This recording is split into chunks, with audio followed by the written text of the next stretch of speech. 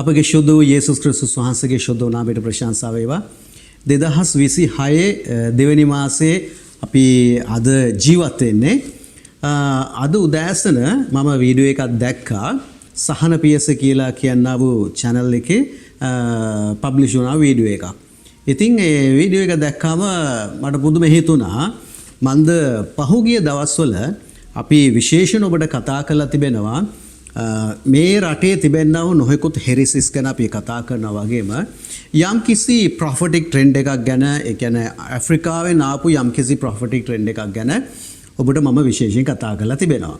ඉතින් බොහෝ දේවල් අපි හෙලි කරත්, ඒ කියන්නේ අපි එක්ස්පෝස් කරත් බොහෝ දෙනෙක් හිතන්නේ නැත්තම් තාම හිතාගෙන ඉන්නේ අපි මේ කුහකකමට නැත්තම් ඊර්ෂ්‍යාවට තිබෙන යම්කිසි ප්‍රශ්නයක් නිසා මේ දේවල් කතා කරනවා කියලා. මේවා ඇත්තටම ඔයගොල්ලන්ට ගෙනත් දෙන්නේ මෙවැනි මනසක් සිතක් ගෙනත් දෙන්නේ වෙන කවුරුත් නෙමෙයි ලූසිෆර් කියලා අපි කියනවා යක්ෂයා තමයි. මන්ද ශුද්ධ බයිබලයේ ඊටමත් පැහැදිලිව අපිට දෙවියන් වහන්සේ කියලා තියෙනවා, වාගේම දේවදාසයන් කියලා තියෙනවා හෙරසිස්, ඒ කියන්නේ හෙරසිස් කියන්නේ ව්‍යාජ ධර්ම. ඒ විතරක් නෙවෙයි භයානක සමහර දේවල් අපි එක්ස්පෝස් කරන්න ඕනේ, ඒ කියන්නේ හෙලි කරන්න ඕනේ කියලා බයිබලානුකූලව කියලා තියෙනවා. ඉතින් මේ බයිබලය දන්නේ නැති මම නිතරම කියන දේ තමයි බයිබලය දන්නේ නැති පෙරපාසල් කිතුණුවන් කිරිබොන දරුවන් තමයි විනිශ්චය කරන්න එපා කියනවා එක වචනයක් යේසුස් වහන්සේ පරිසවරුන්ට සහ ඔතන හිටපු කට්ටියට කතා කරපු එක වචනේ අල්ලගෙන අනිකුත් ධර්මිෂ්ඨ විනිශ්චයන් එක්ස්පෝසිං නැත්තම් අපි කියනවා මේ හෙලිකිරීමේ මේ හැම දෙයක්ම හංගල දාලා කතා කරන්නේ. ඉතින් ඒක අපිට වැඩක් නෑ, ඒක අපිට අදාළත් නෑ. හොඳයි. දැන් මේ වීඩියෝ එකේ ලින්ක් එක මම දාන්නම්. වගේම පොඩි කොටසකුත් මම ප්ලේ කරන්න මේ මොහොතේදී. ඕගොල්ලන්ට ඒක බලන්න පුළුවන්.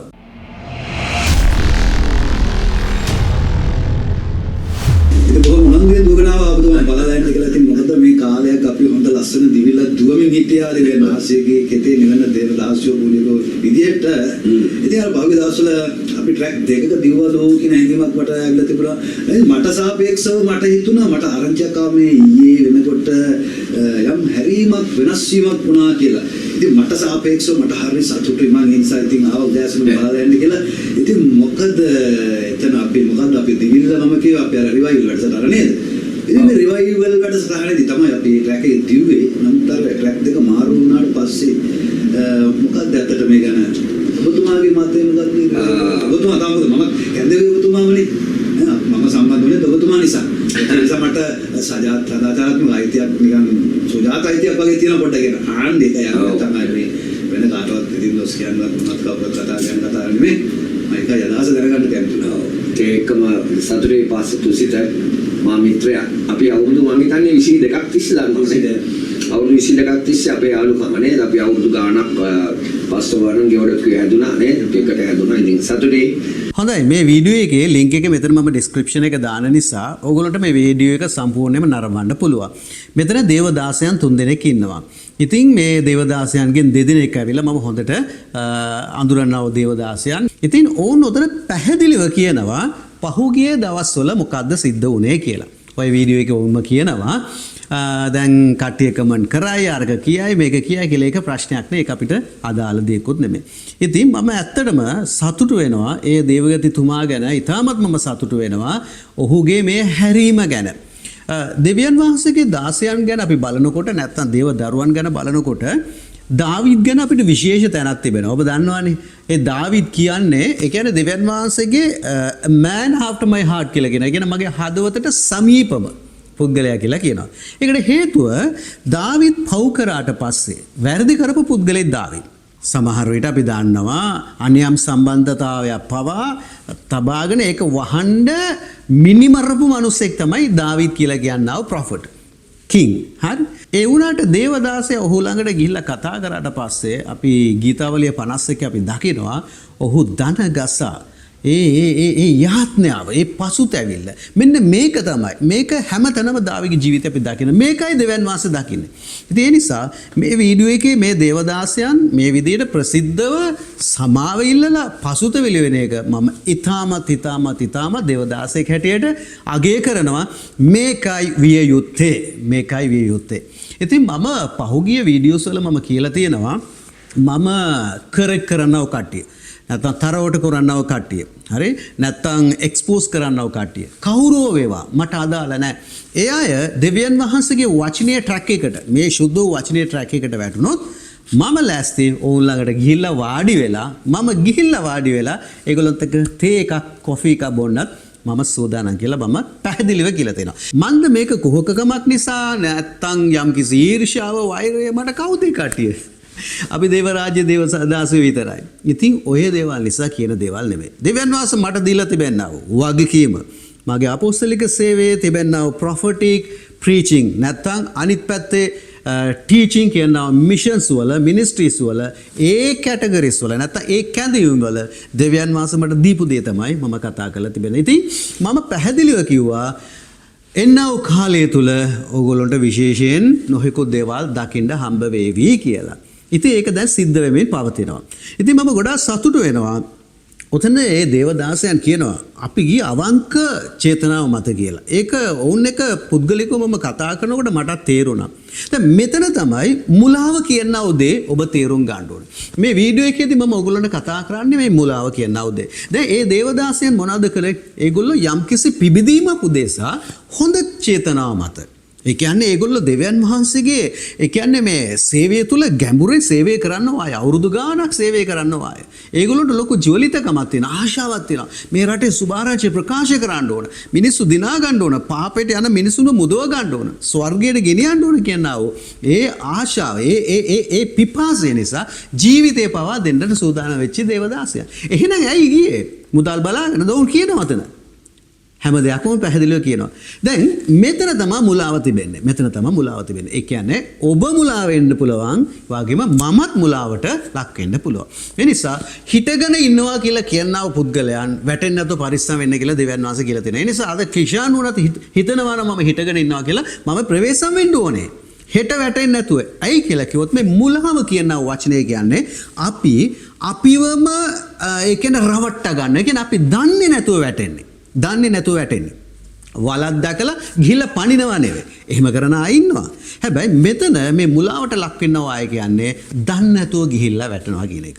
එතකොට ඔබ බලන්න මේ වීඩියෝ එකේ ඉන්නව දේවදාසයන් ඒගොල්ලෝ මේ හොඳ සේවාවන් කරන්නව දේවදාසයන්. හරි? දැන් මේ වාගේ ප්‍රකට දේවදාසයන් මෙතනට ගිහිල්ලා දැන් ඒගොල්ලොම කියනවානේ මම නෙමෙයි කියන්නේ. ඒගොල්ලොම කියනවානේ අපි රැවටුණා. නැත්තම් අපි බලාපොරොත්තු වෙච්ච දේ උතන සිද්ධ වුණේ නැහැ. හරි? දැන් මේකයි මුලාව කියලා කියන්නේ. දැන් මේ වාගේ දේවදාසයන් ඔය වාගේ මුලාවට අවු වෙනවා නම් කිරිබොන දරුවෝ ඔබ කොතනද ඉන්නේ කියන එක පොඩ්ඩක් කල්පනා කරලා බලන්න. ඒ නිසා තමයි දෙවියන් වහන්සේ වචනේ කියන්නේ මගේ දරුවන් දෙවියන් වහන්සේගේ දරුවන් වචනේ නොමැතිකමෙන් මුලාවටපත් වෙනවා කියලා. විනාශ වෙනවා කියලා කියනවා. එතකොට දැන් මම කියන්නේ නෑ ඔය දේවදාසන් දේව වචනේ දන්නේ නැහැ කියලා. ඕන් ඇවිල්ලා ඊටමත් විශිෂ්ට යටහත් පහත් දේවදාසයන් හැටියට මට පෙනී යනවා ඕන් එක කතා කරද්දී. හරි? ඉතින් ඒ දේවදාසයන් අර මොහොතක යම් කිසි දෙයක් දැකලා මෙන්න මෙතනට ගියොත් මෙන්න මෙහෙම ලින්ක් එකක් ඇති කරගත්තොත් අපිට මේ රට දිනන්න පුළුවන් කියනා වූ අර මතය හරි. හැබැයි ඔය අස්සේ තිබෙනා වූ දේවල් අදෘශ්‍යමානී දේවල් ගැන අතන ඒගොල්ලොන්ට අර බලාගන්න බැරි වෙච්ච දේ තමයි අද මේ පසුතැවිල්ලට හේතුව. කෙසේ වේවා ඕන් පසුතැවිලි වෙන එක මම ඊටමත් අගය කොට සලකනවා. ඒ විතරක් නෙමෙයි මම ගෞරව කරනවා. හෙට අනිද්දා ඔවුන් සමගම වාඩි වෙලා කොෆි එකක් බොනවා. ඕගොල්ලන්ට සමහර වෙලට දකින්නත් පුළුවන් වේවි. ඉතින් දෙවියන් වහන්සේට ප්‍රශංසා කරනවා මෙවැනි පසුතැවිලි වීමක් සිද්ධ වෙන නිසා. ඉතින් මේ වීඩියෝ එක දකින කට්ටිය ඔබ ඔය වාගේ ඔය ට්‍රෙන්ඩ් වලට පිටිපස්සේ දුවලා ගිහිල්ලා ඔය වාගේ මේ මුලාවන් පිටිපස්සේ දුවලා ගිහිල්ලා අද පසුතැවිලි වෙලා ඉන්නවා නම් කමෙන්ට් එකක් දාලා ඕගොල්ලන්ගේ පහපොච්චාරණය මෙතන ප්‍රකාශ කරන්න. ෆේක් accounts වලින් එපා. ඕගොල්ලන්ගේ account එක. ඕගොල්ලෝ මේක කරන්න පුළුවන්. ඕගොල්ලන්ට මේක කරන්න පුළුවන්. ඒක තමයි දෙවියන් වහන්සේට ඔබ කරන්න පුළුවන් හරි පසුතැවිල්ල කියලා මම විශ්වාස කරනවා. මන්ද සාවුල් කියලා කියන පුද්ගලයා ඔතන මිනි මරාගෙන ස්තෙෆාන්ව මරන්න උදව් කළා. වගේම සභාවේ ඉන්නව දේවදාසන් හිරේට දමමින් ඕ සොල්දාදුවන් සමග ගිහිල්ලා පීඩා කරපු මිනිස්සෙක්. ඔහුගේ හදවතේ තිබෙනව පළවෙනි චේතනාව හරි. ඒ කියන්නේ තෝරා වෙනුවෙන් පැටි සිටියා. ඔහු මෙසියස් වහන්සේව තේරුම් ගත්තේ නැහැ. ඉතින් ওই පැත්තේ දෙවියන් වහන්සේ වෙනුවෙන් තමයි ඔහු හිටගත්තා. හැබැයි හිටගත්තු පැත්ත වැරදි. හැබැයි පාවුල් වුණාට පස්සේ ක්‍රිස්තුස් වහන්සේ මුණ ගැහුණාට පස්සේ අපි දකිනවා පැහැදිලිව ඔහු යේසුස් වහන්සේ වෙනුවෙන් ජීවිතය දෙන්න පවා ඔහු ඉදිරියට ආවා කියන එක. අන්න ඒක තමයි මෙතන වෙන්න ඕනේ. ඒ නිසා මේ මොහොතේදී මේ දේවදාසයන් ඇවිල්ලා ඔවුන්ගේ ජීවිතය ගැන හෙලි කරලා එක්ස්පෝස් කරලා දැන් ඒ අය ඔබ බේරන්න හදනවා නම් බේරිච්ච ඔබත් මේ මොහොතේදී ඇවිල්ලා මේ වීඩියෝ එකට නැත්තම් අර වීඩියෝ එකට ගිහලා කමෙන්ට් එකක් දාන්න දෙවියන් වහන්සේට ස්තුති වේවා කියන එක. ඕක දෙවියන් වහන්සේ අගය කරනවා, ශුද්ධාත්මයන් වහන්සේ අගය කරනවා කියන එක මම දන්නවා. විතරක් නෙමෙයි ඔය දේවදාසයන් උතන කතා කරන්නේ එක්තරා පැත්තක් පමණයි. හරි? දැන් ඒක ඒගොල්ලොන්ගේ එලිදරව්ව නැත්නම් ඒගොල්ලොන් කතා කරන්න උදේ ඉතින් ඒ නිසා ඒ මිත්‍රත්වය නිසා ඒගොල්ලෝ එක්තරා පැත්තක් කතා කරනවා වෙන්න පුළුවන්. නැත්නම් හෙට අනිද්දා අපිට බලා ගන්න පුළුවන් තව දේවල් හෙලි කරાવી.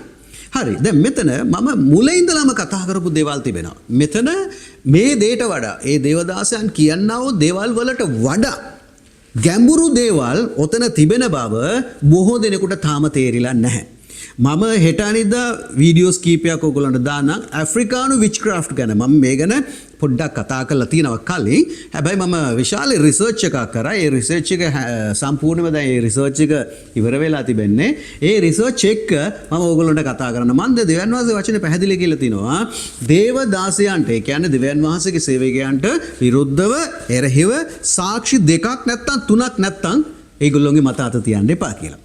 ඉතින් ඔය වීඩියෝස් ගැන මම කතා කරද්දිත් මම බෙනිහින් ගැන යම් කිසි දෙයක් කතා කරා. ඒක එයාගේම පාපෝච්චාරණය. ඉතින් ඒකට මට සාක්ෂියක් ඕනේ නැහැ. මන්ද එතුමා ගැන සාක්ෂි හෙලි කරපු නිසා. හැබැයි තව සමහර හොර දේශකයන් කියලා කියනවා ව්‍යාජ ධර්මය උගන්වන්නා වූ ව්‍යාජ ප්‍රොෆෙසර්ලා ගැන සාක්ෂි නැතුව නෙවෙයි මම කතා කරේ. අල් ජසීරා සාක්ෂිය විතර නෙවෙයි. දේවදාසයන්ගේ සාක්ෂිය මම දැක්කට පස්සේ මම කතා කරා. දැන් මේ හැම දෙයක්ම මම ඕගොල්ලොන්ට ඒගොල්ලොන්ගේ මුඛයෙන් ඒගොල්ලෝ ප්‍රකාශ කරපු ඇෆ්‍රිකාවල ඒ සාක්ෂිමත් ඕගොල්ලොන්ට එක්ක මම ඉදිරි කාලේ මම කතා කරන්න. දැන් මේවා ගැන කතා කරද්දී දේව සභාව මෙතෙන්ට ඇවිල්ලාද කියලා හිතා ගන්නවත් බැරි විදියට ඕගොල්ලෝ මවිතයට පත් වෙනවා. දැන් වුණොත් මේ දේවදාසයන්ගේ වීඩියෝ එක දැකලා එහෙමද කියලා ඕගොල්ලන්ට හිතෙනව නේද? ඉතින් ඒගොල්ලෝ කතා කරලා තියෙන්නේ 120ක් නැත්නම් 30ක් තමයි ඒගොල්ලෝ කතා කරලා තියෙන්නේ. සහෝදරයා සහෝදරිය තව ගැඹුරු දේවල් බොහෝ දේවල් තියෙනවා. ඔය තැන් වල ඔය ට්‍රෙන්ඩ් වල ඔය ප්‍රොෆෙටික් ට්‍රෙන්ඩ් වල තිබෙනා වූ අඳුරු පැත්ත තාම ඕගොල්ලෝගේ බොහෝ දෙනේ දැකලා නෙමේ හිතලවත් නැහැ. තේරුණාද? මම වගකීමෙන් කියන්නේ. ඕගොල්ලෝ තාම දැකලවත් නැහැ. ඔය ප්‍රොෆෙසිස් වල තිබෙනා පිටිපස්සේ තිබෙනා වූ ඔය තිරෙන් පිටිපස්සේ තිබෙනා වූ දේවල්. ඔතන තිබෙනා වූ ආත්ම, ඔතන තිබෙනා වූ ස්පිරිට්ස්. මන්ද ආලේපේ නෙමෙයි මෙතන අපිට වැදගත් වෙන්නේ. මෙතන වැදගත් වෙන්නේ ඵල දැරීම, ශුද්ධාත්මයන් වහන්සේගේ ඵල දැරීම. ඒ නිසා ආලේපේ වගේ පෙනිසිටින්නා වූ තව දේවල් තිබෙනවා. සමහර වෙලට ආලේපේ මම පැහැදිලිව කතා කරලා තියෙනවා. අයුතු ලෙස භාවිතා කරලා නොමග යන්නව කට්ටිය ඉන්නවා. ඒ නිසා මෙතෙන්දී ඔබට ඉදිරි කාලයේ තව බොහෝ දේවල් හෙළි වෙන්නට නියමිතයි. මම මේක කියන ශුද්ධ වූ ආත්මයන් වහන්සේගේ අභිමුඛයේ සිටගෙන. ඒ නිසා මේක සිද්ධ වෙනවාමයි. මම පෙර කියලා තියෙනවා මේක සිද්ධ වෙනවා කියලා. එන කාලේ සිද්ධ වෙනවාමයි. ඒ විතරක් නෙමෙයි මෙවැනි ආය නිසා දේව සභාවන් වලට විශාල පීඩාවන් වලට ඉදිරි කාලේ මුහුණ දෙන්න සිද්ධ වෙනවා. මම මේක පොඩ්ඩක් මේ පොඩි නිකන් අර නොකියම මේ දේවල් කියලා තියෙනවා. අද මම පැහැදිලිව කියන්න කැමතියි. ඉදිරි කාලේ ලොකු ප්‍රශ්න වලට මුහුණ දෙන්න යනවා. දැන් ඔය දේවදාසයන් පවා ඕක උතන හෙලි කරලා තිබෙනවා. ඒ නිසා මේ ගැන කල්පනා කරන්න. ඒ දේවදාසය උතනදී කියනවා ලිකස් ගැන කතා කරනවා, ඇල්කොහොල් ගැන කතා කරනවා. ඒ මෙච්චරකල් ඔවුන් නොකියපු දේවල් දැන් හෙලි කරන්න පටන් අරගෙන තිබෙනවා. මම ඒකයි කියන්නේ ඵල නැති තැන් වලට යන්න එපා. ඕගොල්ලෝ හාස්කම් පිටිපස්සේ දුවනවා. එදා මිසරේ ඇවිල්ලා මන්තර ගුරුකම් කරන්නව කට්ටියත් හාස්කම් කරා. මෝසස් විතරක් නෙමෙයි, ආරෝන් විතරක් නෙමෙයි. ඒ නිසා ඔබ තේරුම් ගන්න ඕන මෙවැනි දේවල්. හරි හාස්කම සුද්ධ පවිත්‍ර දෙවියන් වහන්සේ දොන්නව ආලේපෙන් කරා කියලා කියමුකෝ. අද අපි යක්ෂයා කියලා කියන පුද්ගලයා ඒ අග්‍ර දේව දූතයා හිටපු ඔහුත් ඇවිල්ලා දෙවියන් වහන්සේගේ ලබා ගත්තා වූ ඒ දීමනාවන්, ඒ මහිමේ දෙවියන් වහන්සේ ඈත් කරාට, ඒ ග්ලෝරි එක ස්වාමීන් වහන්සේ අරගත්තාට, ඒ බලය ඒ සාමාන්‍ය අර සීමා සහිත වුණත් බලය පාවිච්චි කරගෙන තමයි ඔය යකා ක්‍රියා කරන්නේ. ඒක අපි තේරුම් ගන්න ඕනේ. ඒ වගේම දෙවියන් වහන්සේ දුන්නා වූ බලය, ඒ දීමනාවන් පවා අයුතු ලෙස භාවිතා කළා. ඔබව නොමෝගව යවන්නා වූ ඔබව මුලා කරනවා ඉන්නවා. ඒ නිසා දේවදාසයන් මුලා වෙනවා නම් ඒගොල්ලෝ ඇවිල්ලා මේක හොඳයි කියලා රැවටිලා ගිහිල්ලා අද පසුතැවිලි වෙනවා නම් ඔබ කවුද? ඔබ හිතන්න ඇදිලිවන්තයන් හැටියට ඔබ හිතන්න. මන්ද මේ දේවදාසයන් අද දෙවියන් වහන්සේ ශුද්ධාත්මයන් වහන්සේ මුදවලා ඔබ වෙනුවෙන් සාක්ෂිකාරයන් හැටියට සාවුල්ව පාවුල් කරලා දෙවියන් වහන්සේ කතා කරා වගේ අද දෙවියන් වහන්සේ ගෙනියලා ඔයගොල්ලෝ ඉදිරියේ තබලා කතා කරනවා. හැබැයි එහෙනම් මේ දේ ඔයගොල්ලෝ තේරුම් ගත්තේ නැත්තම් ඔයගොල්ලෝ ඊටමත් භයානක ප්‍රපාතවලට වැටෙන්න යනවා. ඔගොල්ලගේ ජීවිතවල පවුල් කැඩෙන්න පටන් ගයි හෙට අනිද්දා වෙනකොට මම ශාප කරනවා නෙවෙයි මගේ ශුද්ධ බයිබලයේ තිබෙනව දෙවියන් වහන්සේගේ වචනේ තිබෙනව දේ විතරම ඔයගොල්ලන්ට කියන්නේ. ඔයගොල්ලන්ගේ දරුවන්ව ඔයගොල්ලන්ට බේර ගන්න බැරි වේවි. දෙවියන් වහන්සේගේ වචනේ තියෙන දේයි මම කතා කරන්නේ. ඔයගොල්ලෝ අඬන්න පටන් ගන්නවා. ඔයගොල්ලෝ දුක් වෙන්න පටන් ගන්නවා. ඔයගොල්ලෝගේ කඳුලට නිමාවක් නැති වෙන්න යනවා.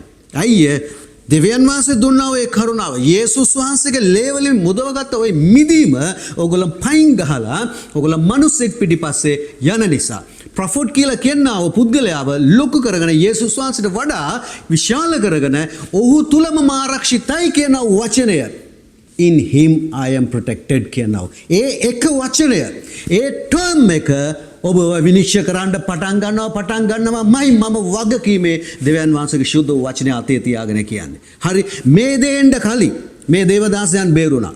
ඔබත් බේරෙන්න කියලා මම ඉල්ලා සිටිනවා. ඔබට බැරි නම් ඔය දේවදාසයන් කියනවා ඇල්කොහොල් භාවිතා කරනවා කියලා. මට ආරංචි ආවිලා තිබෙනවා සර්විස් ඉවර වුණාට පස්සේ මේසේ උඩ මොකද්ද තියෙන ලික වර්ගය කියන එක. හරි දැන් පාස්ටර් කිෂාන් මේ බිය එක බිව්වට ලික එක බිව්වට ස්වර්ගයට යන්නේ නැද්ද කියලා ඔයගොල්ලෝ ප්‍රශ්න අහන්න පුළුවන්. ඒක වෙනම දේව ධර්මයක්. මම ඔයගොල්ලන්ට ඒක ගැන කියලා දෙන්න. මම එහෙම කිව්වේ නැහැ නේ ස්වර්ගයට යන්නේ නැහැ කියලා. හැබැයි ගණන් ඔප්පු කරන්න වෙනවා. ඔබ දන්නවද ශුද්ධ බයිබලයේ කියලා තියෙනවා යාඥා කරලා ඒ යාඥාව නිසා විනාශ වෙච්ච කට්ටිය. නිර්හාරේ ඉඳලා ඒ නිර්හාර නිසාම විනාශ වෙච්ච කට්ටිය. දේශනා කරලා ඒ දේශනාව නිසාම විනාශ වෙච්ච කට්ටිය ගැන බයිබලයේ තියෙනවා. ඔබ අහලා තියෙනවද? මම කියලා තියෙනවා. නැත්නම් මම හෙට අනිද්දා වීඩියෝ එකකින් කතා කරනවා. සහෝදරය සේවය නිසා මිනිස්සු විනාශ වෙනවා නම් යාඥාව නිසා විනාශ වෙනවා නම් නිර්හාරය නිසා විනාශ වෙනවා නම් දේශනාවන් නිසා විනාශ වෙනවා. ඒ කියන්නේ වැරදි ලෙස භාවිතා කරලා විනාශ වෙනවා නම් ඇල්කොහොල් කියන්නේ මොනවද? නිසා ඔබට බැරි නම් දේවදාසයෙකුට බැරි නම් ඇල්කොහොල් වලින් මිදෙන්න සේවය කරලා කූල් ඩ්‍රින්ක් එකක් බොනවා වගේ ඇල්කොහොල් භාවිතා කරනවා. ඔබ කොහෙද ඉන්නේ? මොකද්ද ඔබ තුල තිබෙන ආත්මය? මේක බොහෝ දේවදාසයන්ගේ නිවස්වල පල්ලිවල සිද්ධ වෙනවා කියන එක ප්‍රසිද්ධ රහසක් වෙන්නට යනවා. හරි ඒක අපි දැනගත්තට බොහෝ දෙනෙක් ඔබ දන්නේ නැහැ. ඔබ පවිත්‍ර වෙන්න ඕන කියලා ඔබ හිතනවා. හැබැයි ඔබ මඟ පෙන්වන්නව සමහර අන්ධ දේවදාසයන්. ඒගොල්ලෝ ඉවර වෙච්ච ගමන්ම ඒගොල්ලන් ගෙදර ගිහලා ෆ්‍රිජ් එක පොඩ්ඩක් ඇරලා බැලුවොත් ඔයගොල්ලන්ට පෙනේවි සාක්ෂිය. ඒ නිසා දෙවියන් වහන්සේ නිකම් බලාගෙන hina වෙලා ඉන්නේ අද මම කියන්න කැමති ඔයගොල්ලන්ට බොහෝ දෙනෙක් තාම දන්නේ දෙවියන් වහන්සේගේ දකුණු අත පමණයි. ඔබ දැකලා තියෙන දෙවියන් වහන්සේගේ දකුණු අත පමණයි. තාම බොහෝ සභාවන් දෙවියන් වහන්සේගේ වම් අත දැකලා නැහැ. You don't even have an idea about God's left hand. හරි? මම මොකද්ද කියන්නේ කියලා ආත්මික නුවණ තියනවා අය තේරුම් ගන්නවාමයි. ඒ නිසා ස්වාමින් වහන්සේ කියනවා දකුණු අතේ ආශිර්වාද තියනවා වගේ වම් අතේ තිබෙන්නා වූ ඒ ශාපයට ගොදුරු වෙන්න එපා. දෙවියන් වහන්සේගේ කඩුවෙන් වැටෙනවා කියන්නේ සහෝදරය ඔබට ඒක තේරුම් ගන්න පුළුවන්ද කියලා මට හිතෙන්නේ නැහැ. බොහෝ දෙනෙක් ඔබ අන්‍යාගම්වල නැත්තම් වෙනත් පසුබිම් වල කෙලින්ම මේ තැන්වලට යනවා. මේ මොහොතේදී මම මතක් කරන්න කැමති ඔය කොරියාවෙන් ඇවිල්ලා අර දැන් දේශනාවන් කරගෙන යන්නා වූ නැත්තම් මේ බයිබල් ස්ටඩිස් කරගෙන යන්නා වූ ඔය සයොන් කියලා කියනවා වූ ඒ කියන්නේ ව්‍යාජ ධර්මය ලී කියලා කියන්නා වූ වයසක මිනිස්සෙක් කරගෙන යනවා මුලාව යේසුස් වහන්සේගේ තැන දැනටම අරගෙන ඉවරයි. අහිංසක බෞද්ධ මිනිස්සු අහිංසක කතෝලික මිනිස්සු බයිබලයක් අල්ලලත් නැහැ බොහෝ දෙනෙක්. ඒගොල්ලන්ට පෙන්눔 කරලා තියෙන බයිබලය කියලා වෙනම දෙයක්. ඒගොල්ලන්ට පෙන්눔 කරලා තියෙන්නේ ඔතන කිරි කියලා කෙලිම සයනයිඩ් කුප්පිය තමයි පෙන්눔 කරලා තියෙන්නේ. ඉතින් ඒගොල්ලන් සමහර විට ආගියු කර ගන්නවා. මාත් එක්ක ගිහ දවස්වල මම බුද්දිස් කියලා කියන අවුරුදු 22 කොල්ලෙක් ආගියු කරනවා ෆෝන් එකේ. කිසිම ක්‍රිස්තියානි එතික් එකක් නැහැ. පළදැරීමක් නැහැ ඔහුගේ ජීවිතේ. ඔහුගේ ජීවිතේ තියෙන සම්පූර්ණම අඳුර කතා කරන්නවත් තේරෙන්නේ නැහැ. දෙවියන් වහන්සේගේ දරුවෙක් කියලා හිතන්නවත් බෑ. තියන්නවත් බෑ. ළඟින් තියන්නවත් බෑ. මම බයිබලේ දන්නවා ඕනම ප්‍රශ්නයක් අහන්න කියලා කියනවා. ඔය දරුවා ඉදිරියේ වාඩි වෙලා ප්‍රශ්න 3ක් ඇහුවත් ඔහු වැටෙනවා. ඒ කියන්නේ බයිබලේ ගැන නෙමෙයි දන්නේ. ව්‍යාජ දේවා මේ මිනිස්සු කොරියාවෙන් ගෙනලා පුරවලා ඒගොල්ලන්ට හම්බෙන්නා වූ ඒ සොච්චම වෙනුවෙන් ඒ මුදල වෙනුවෙන් ඒගොල්ලෝ මේ වගේ මුලාවන් පුරවගෙන යනවා. දැන් මම කතා කරලා කියන්න කැමති ඕගොල්ලන්ගේ ජීවිතවල එන්නේ යන්නව භයානක දේ. ඕගොල්ලෝ මේ මුදල ඕගොල්ලව ආරක්ෂා කරයිද කියලා පොඩ්ඩක් ඉඳලා බලන්න. ඕගොල්ලන්ගේ පවුලට වෙන්න යන්නව දේවල්, ඕගොල්ලන්ගේ දරුවන්ට වෙන්න යනව දේවල්, සහෝදරයා සහෝදරිය වැළපෙන්න ඕගොල්ලන්ට කඳුළු දැති වෙයි. මම වගකීමෙන් කියන්නේ නැවතත්. ඒ නිසා දෙවියන් වහන්සේගේ දකුණු අත විතරයි ඕගොල්ලන් දැකලා තියෙන්නේ. වම අත කියන්නේ මොනවද කියලා අයිඩියා එකක්වත් ඕගොල්ලන්ට නැහැ. නිසා මේ අර කොරියානු කට්ටිය ජජ්මන්ට් ගැන කතා කරනවා. ජජ්මන්ට් කියලා කියන්නේ මොනවද කියලාවත් දන්නවද? යේසුස් වහන්සේ නැතුව මොන ජජ්මන්ට්? ලීමන් කියලා පුද්ගලයාට කවුද ජජ්මන්ට් එක දෙන්නේ? ඔහු හෙටහානේ දැන් මැරලා යනවා. මැරුණාට පස්සේ ඔහුගේ ආත්මය යන්නේ කොහෙද කියලා ඔහු තමයි ඒ වෙලාවේ දකින්න යන්නේ. ඔබ දකින්න යන්නේ නැහැ. ඒ නිසා සුද්ධ වූ ලීවිලට එරෙහිව නැත්තම් මේකට එහා කිසිම දෙයක් නැහැ.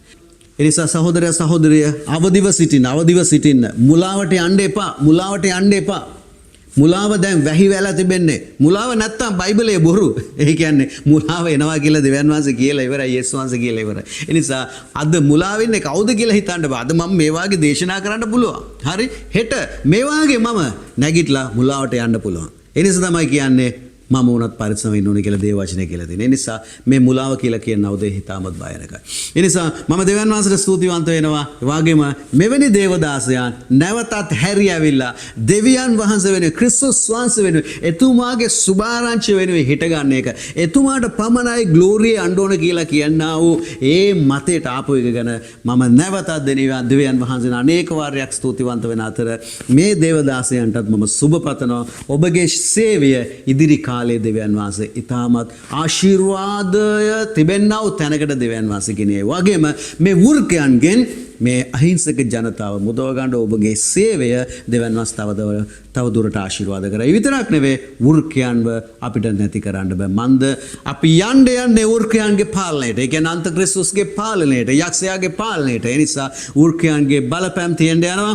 වෘකයන් ක්‍රියා කරන්න යනවා. හැබැයි දෙවියන් වහන්සේගේ ක්‍රිස්තුස් වහන්සේගේ මුඛයෙන් පිටත් වෙනව ගින්නෙන් මේ වෘකයන්ට වෙන්න යන දේ සුද්ධ බයිබලෙම කියලා තියෙනවා. එහෙනම් ස්වාමීන් වහන්සේට ස්තුති වේවා. ඊළඟ දවසේ තවත් වීඩියෝ එකකින් මම ඔයගොල්ලන්ට තවත් දේවල් එක්ස්පෝස් කරලා කතා කරන විතරක් නෙවෙයි ඕව ධෛර්යමත් කරන්න මම කතා කරන්නේ. එහෙනම් එතෙක් ස්වාමීන් වහන්සේගේ ආශිර්වාදය ඔබ සියලු දෙනාට